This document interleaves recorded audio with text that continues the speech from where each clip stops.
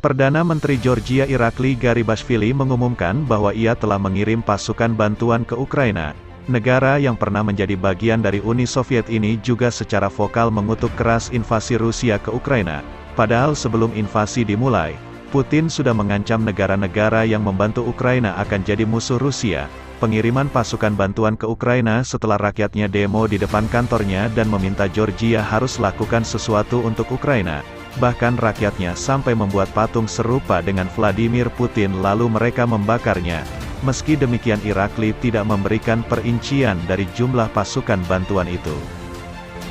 Di sisi timur Polandia, pasukan Amerika Serikat melakukan manuver di antara perbatasan Ukraina dan Polandia. Dilansir dari situs AFP, sebanyak 1.000 pasukan telah dikerahkan ke area tersebut. Menurut Menteri Pertahanan Amerika Serikat, 1.000 pasukan yang dikerahkan itu adalah pasukan khusus atau pasukan respon cepat yang mampu mengatasi masalah serius di lapangan. Pasukan respon cepat tapi kelihatan tergesa-gesa menarik pasukan kakek Biden dari wilayah konflik saat mendengar Om Putin akan melakukan operasi khusus di Ukraina.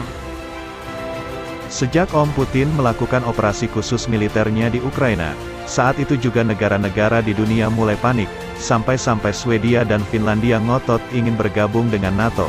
Kedua negara tersebut merasa keamanan negara mereka sedang tidak baik-baik saja sejak Rusia nyatakan perang dengan Ukraina.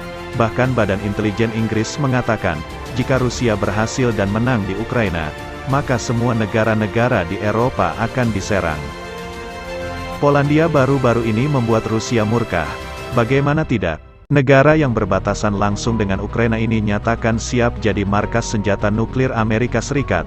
Bahkan Perdana Menteri Polandia Andrzej Duda menyambut baik keputusan Washington yang akan menambah pasukannya di Eropa hingga 50%.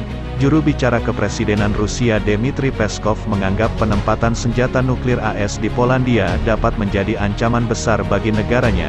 Peskov menuturkan sikap Polandia yang anti-Rusia hanya akan memicu ketegangan di kawasan itu.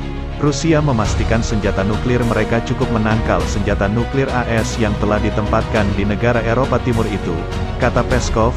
Peskov juga mengatakan, Rusia akan membalas hal yang sama. Dalam hal ini penempatan senjata nuklir di Barat tidak dapat dihindari, tegasnya.